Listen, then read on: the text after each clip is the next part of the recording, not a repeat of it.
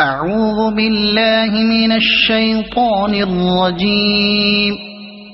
بسم الله الرحمن الرحيم. أتى أمر الله فلا تستعجلوه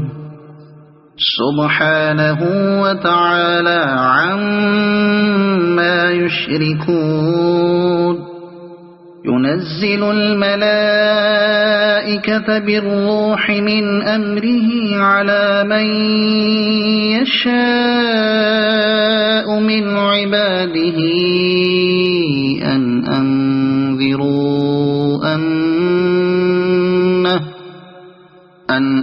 أنذروا أنه لا إله إلا أنا فاتقون.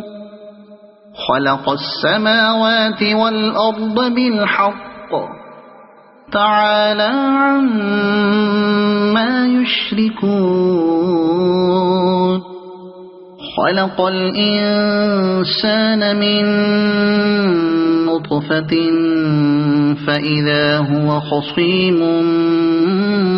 مبين. والأنعام خلقها لكم فيها دفء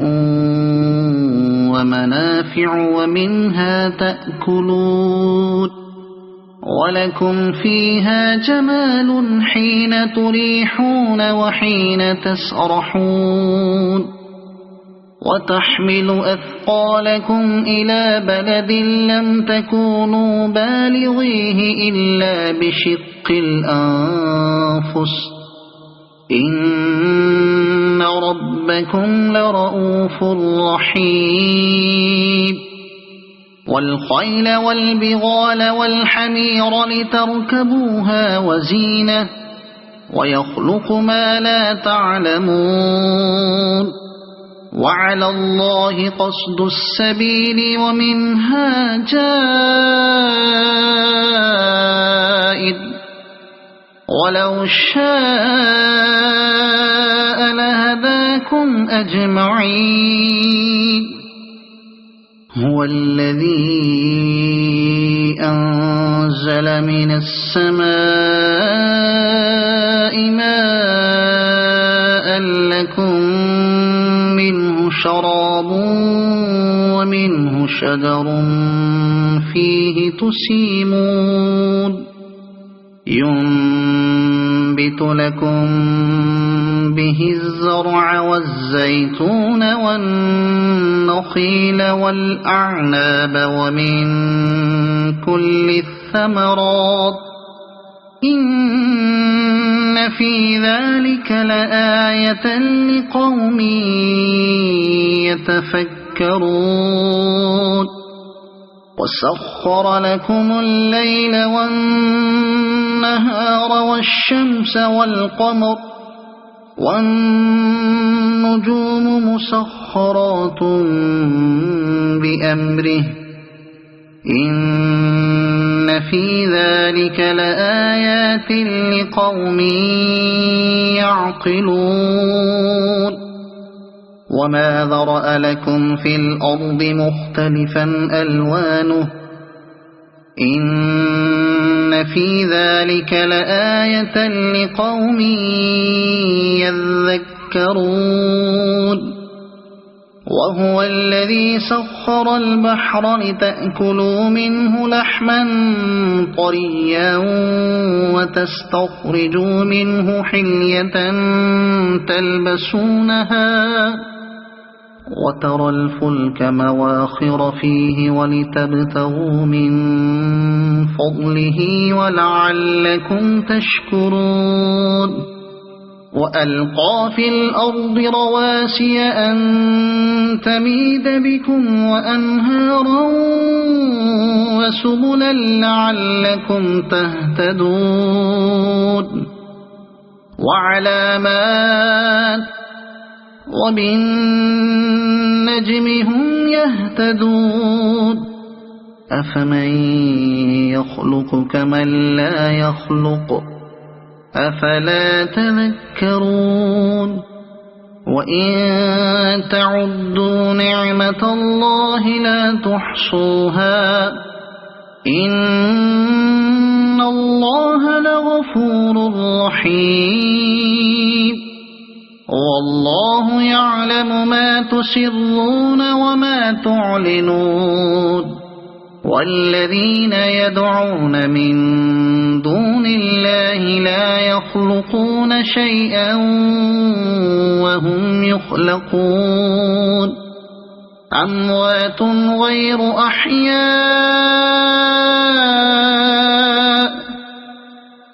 وما يشعرون أيان يبعثون إلهكم إله واحد فالذين لا يؤمنون بالآخرة قلوبهم منكرة وهم مستكبرون لا جرم أن الله يعلم ما يسرون وما يعلنون إنه لا يحب المستكبرين وإذا قيل لهم ماذا أنزل ربكم قالوا أساطير الأولين ليحملوا أوزارهم كاملة يوم القيامة ومن أوزار الذين يضلونهم بغير علم ألا ساء ما يزرون قد مكر الذين من قبلهم فأتى الله بنيانهم من القواعد فخر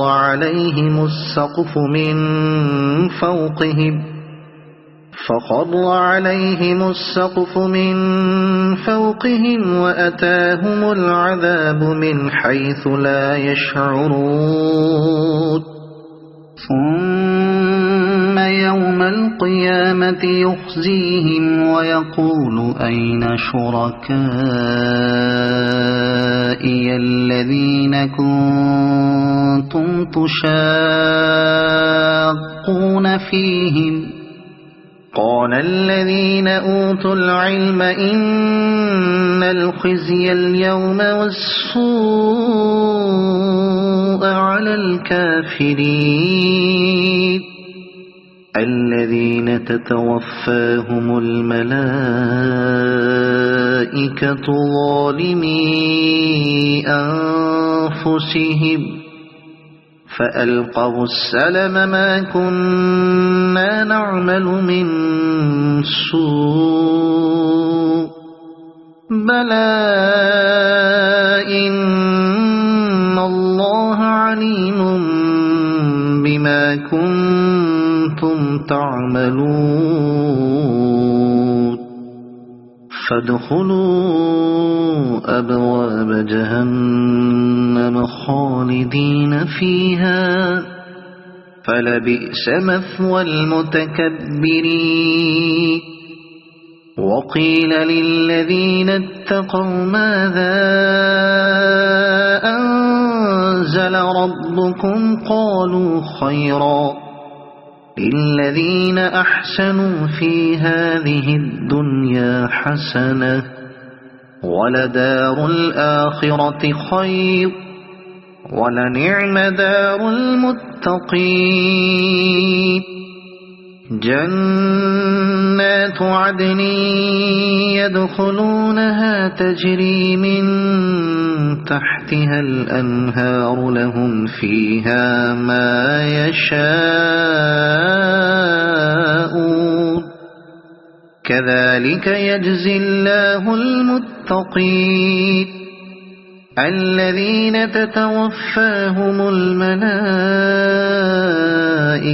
طيبين يقولون سلام عليكم ادخلوا الجنة بما كنتم تعملون هل ينظرون إلا أن تأتيهم الملائكة أو يأتي أمر ربك كذلك فعل الذين من قبلهم وما ظلمهم الله ولكن كانوا أنفسهم يظلمون فأصابهم سيئات ما عملوا وحاق بهم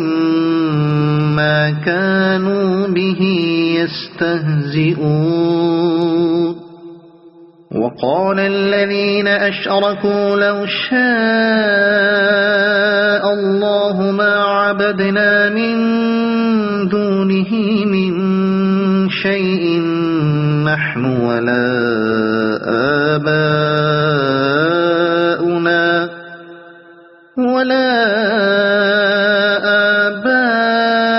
آباؤنا ولا حرمنا من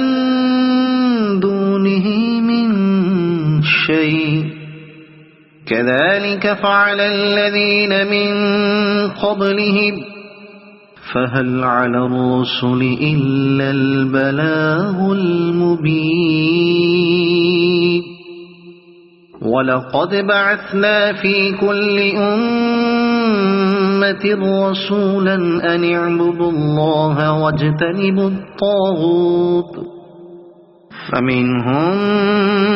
من هدى الله ومنهم من حقت عليه الضلالة فسيروا في الأرض فانظروا كيف كان عاقبة المكذبين إن تحرص على هداهم فإن الله لا يهدي من يضل وما لهم من ناصرين وأقسموا بالله جهد أيمانهم لا يبعث الله من يموت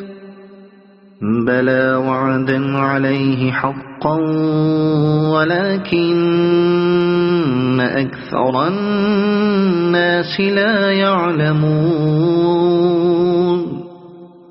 ليبين لهم الذي يختلفون فيه وليعلم الذين كفروا أنهم كانوا كاذبين إنما قولنا لشيء إذا أردناه أن نقول له كن فيكون والذين هاجروا في الله من بعد ما ظلموا لنبوئنهم في الدنيا حسنة ولأجر الآخرة أكبر لو كانوا يعلمون الذين صبروا وعلى ربهم يتوكلون وما أرسلنا من قبلك إلا رجالا نوحي إليهم فاسألوا أهل الذكر إن كنتم لا تعلمون بالبينات والزبر وأنزلنا إليك الذكر لتبين للناس ما نزل إليهم ولعلهم يتفكرون أفأمن الذين مكروا السيئات أن يخسف الله بهم الأرض أو يأتيهم العذاب من حيث لا يشعرون أو يأخذهم في تقلبهم فما هم بمعجزين أو يأخذهم على تخوف فإن ربكم لرؤوف رحيم أولم يروا إلى ما خلق الله من شيء يتفيأ ظلاله عن اليمين والشمائل سجدا لله وهم داخرون ولله يسجد ما في السماوات وما في الأرض من دابة والملائكة وهم لا يستكبرون يخافون ربهم من فوقهم ويفعلون ما يؤمرون وقال الله لا تتخذوا إلهين اثنين إنما هو إله واحد فإياي فارهبون وله ما في السماوات والأرض وله الدين واصبا أفغير الله تتقون وما بكم من نعمة فمن الله ثم إذا مسكم الضر فإليه تجأرون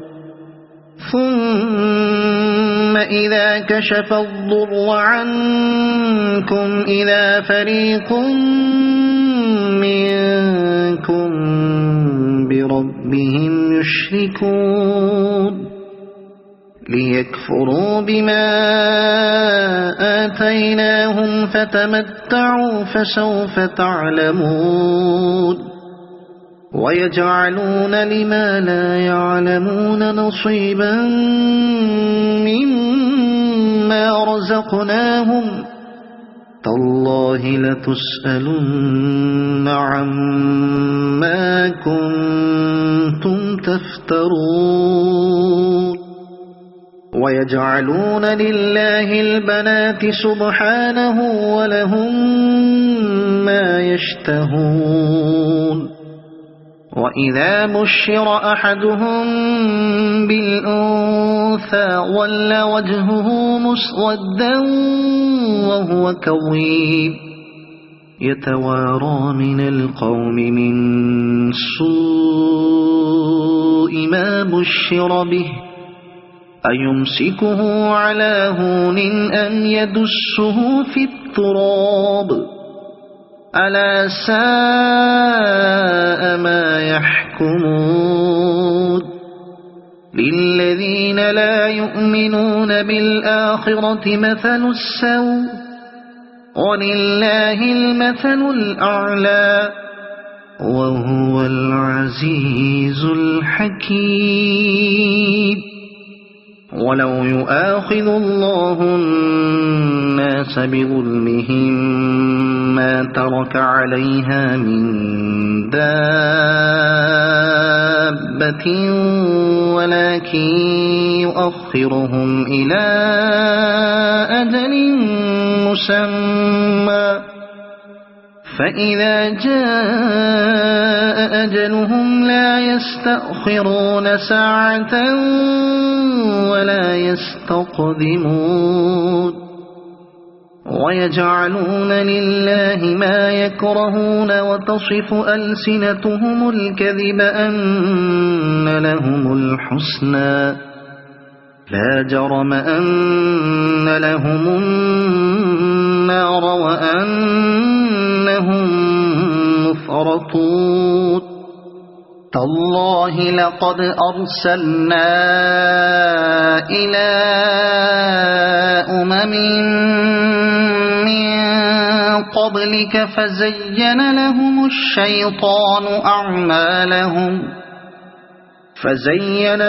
الشيطان أعمالهم فهو وليهم اليوم ولهم عذاب أليم وما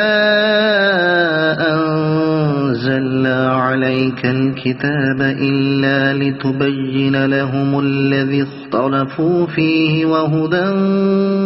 ورحمة لقوم يؤمنون والله أنزل من السماء ماء فأحيا به الأرض بعد موتها إن في ذلك لآية لقوم يسمعون وإن لكم في الأنعام لعبرة نسقيكم مما في بطونه من بين فرث ودم لبنا خالصا سائغا للشاربين ومن ثمرات النخيل والأعناب تتخذون منه سكرا ورزقا حسنا إن في ذلك لآية لقوم يعقلون وأوحى ربك إلى النحل أن اتخذي من الجبال بيوتا ومن الشجر ومما يعرشون ثم كلي من كل الثمرات فاسلكي سبل ربك ذللا يخرج من بطونها شراب مختلف ألوانه فيه شفاء للناس إن في ذلك لآية لقوم يتفكرون والله خلقكم ثم يتوفاكم ومنكم من يرد إلى أرذل العمر لكي لا يعلم بعد علم شيئا إن الله عليم قدير والله فضل بعضكم على بعض في الرزق فما الذين فضلوا براد رزقهم على ما ملكت أيمانهم فهم فيه سواء أفبنعمة الله يجحدون والله جعل لكم من أنفسكم أزواجا وجعل لكم من أزواجكم بنين وحفدة ورزقكم من الطيبات أفبالباطل يؤمنون وبنعمة الله هم يكفرون ويعبدون من دون الله ما لا يملك لهم رزقا من السماوات والأرض شيئا ولا يستطيعون فلا تضربوا لله الأمثال إن الله يعلم وأنتم لا تعلمون ضرب الله مثلا عبدا مملوكا لا يقدر على شيء ومن رزقناه منا رزقا حسنا فهو ينفق منه سرا وجهرا هل يستوون الحمد لله بل أكثرهم لا يعلمون وضرب الله مثلا الرجلين أحدهما أبكم لا يقدر على شيء وهو كل على مولاه أينما يوجهه لا يأتي بخير هل يستوي هو ومن يأمر بالعدل وهو على صراط مستقيم ولله غيب السماوات والأرض وما أمر الساعة إلا كلمح البصر أو هو أقرب إن الله على كل شيء قدير والله أخرجكم من بطون أمهاتكم لا تعلمون شيئا وجعل لكم السمع والأبصار والأفئدة لعلكم تشكرون ألم يروا إلى الطير مسخرات في جو السماء ما يمسكهن إلا الله إن في ذلك لآيات لقوم يؤمنون والله جعل لكم من بيوتكم سكنا وجعل لكم من جلود الأنعام بيوتا تستخفونها يوم ظعنكم ويوم إقامتكم ومن أصوافها وأوبارها وأشعارها أثاثا ومتاعا إلى حين والله جعل لكم مما خلق ظلالا وجعل لكم من الجبال أكنانا وجعل لكم سرابيل تقيكم الحر وسرابيل تقيكم بأسكم كذلك يتم نعمته عليكم لعلكم تسلمون فإن تولوا فإنما عليك البلاغ المبين يعرفون نعمة الله ثم ينكرونها وأكثرهم الكافرون ويوم نبعث من كل أمة شهيدا ثم لا يؤذن للذين كفروا ولا هم يستعتبون وإذا رأى الذين ظلموا العذاب فلا يخفف عنهم ولا هم ينظرون وإذا رأى الذين أشركوا شركاءهم قالوا ربنا هؤلاء شركاؤنا الذين كنا ندعو من دونك فألقوا إليهم القول إنكم لكاذبون وألقوا إلى الله يومئذ السلم وضل عنهم ما كانوا يفترون الذين كفروا وصدوا عن سبيل الله زدناهم عذابا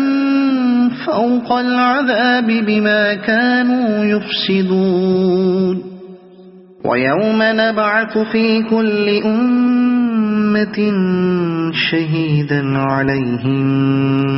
من أنفسهم وجئنا بك شهيدا على هؤلاء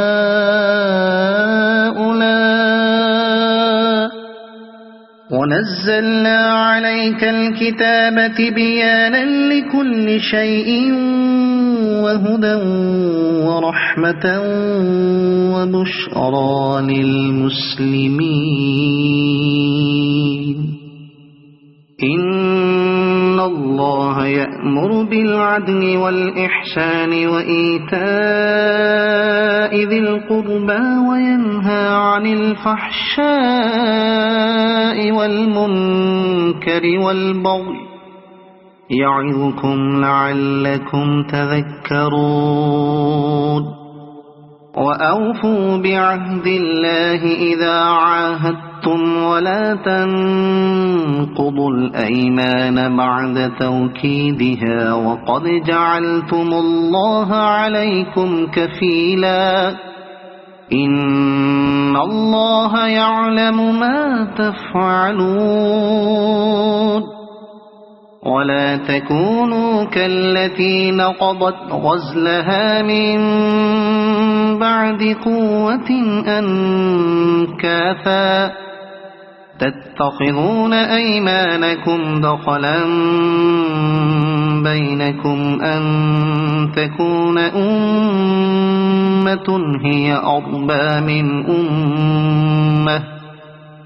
إنما يبلوكم الله به وليبينن لكم يوم القيامة ما كنتم فيه تختلفون ولو شاء الله لجعلكم أمة واحدة ولكن يضل من يشاء ويهدي من يشاء ولتسألن عما كنتم تعملون ولا تتخذوا أيمانكم دخلا بينكم فتزل قدم بعد ثبوتها وتذوقوا السوء بما صددتم عن سبيل الله ولكم عذاب عظيم ولا تشتروا بعهد الله ثمنا قليلا إنما عند الله هو خير لكم إن كنتم تعلمون ما عندكم ينفد وما عند الله باق ولنجزين الذين صبروا أجرهم بأحسن ما كانوا يعملون من عمل صالحا من ذكر أو أنثى وهو مؤمن فلنحيينه حياة طيبة ولنجزينهم أجرهم بأحسن ما كانوا يعملون فإذا قرأت القرآن فاستعذ بالله من الشيطان الرجيم إنه ليس له سلطان على الذين آمنوا وعلى ربهم يتوكلون إنما سلطانه على الذين يتولونه والذين هم به مشركون وإذا بدلنا آية مكان آية والله أعلم بما ينزل قالوا إنما أنت مفتر بل أكثرهم لا يعلمون قل نزله روح القدس من ربك بالحق ليثبت الذين آمنوا وهدى وبشرى للمسلمين ولقد نعلم أنهم يقولون إنما يعلمه بشر لسان الذي يلحدون إليه أعجمي وهذا لسان عربي مبين إن الذين لا يؤمنون بآيات الله لا يهديهم الله ولهم عذاب أليم إنما يفتري الكذب الذين لا يؤمنون بآيات الله وأولئك هم الكاذبون. من كفر بالله من بعد إيمانه إلا من أكره وقلبه مطمئن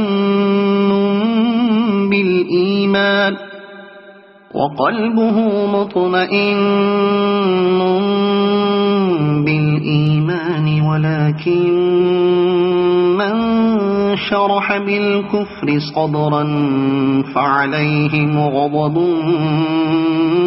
من الله ولهم عذاب عظيم.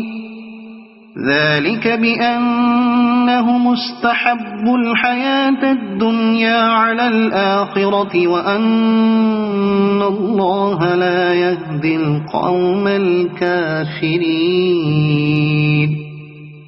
أولئك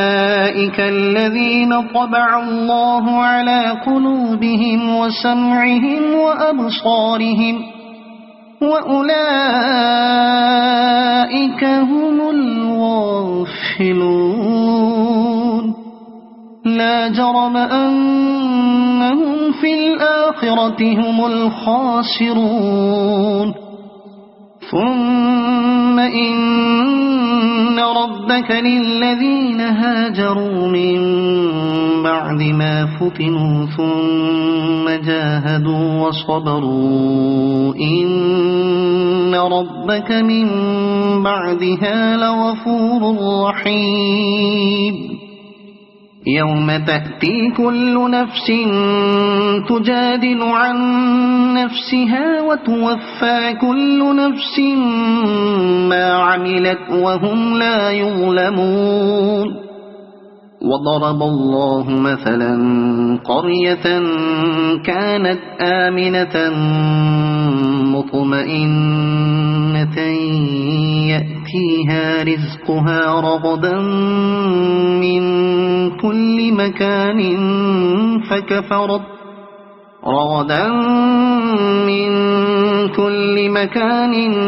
فكفرت بأنعم الله فأذاقها الله لباس الجوع والخوف بما كانوا يصنعون. ولقد جاءهم رسول منهم فكذبوه فأخذهم العذاب وهم ظالمون. فكلوا مما رزقكم الله حلالا طيبا واشكروا نعمة الله إن كنتم إياه تعبدون. إنما حرم عليكم الميتة والدم ولحم الخنزير وما أهل لغير الله به فمن اضطر غير باغ ولا عاد فإن الله غفور رحيم. ولا تقولوا لما تصف ألسنتكم الكذب هذا حلال وهذا حرام لتفتروا على الله الكذب. إن الذين يفترون على الله الكذب لا يفلحون. متاع قليل ولهم عذاب أليم.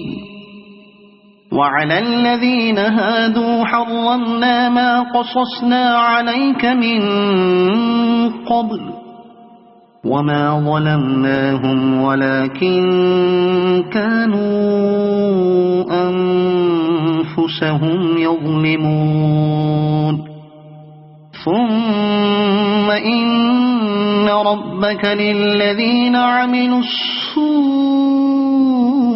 بجهالة ثم تابوا من بعد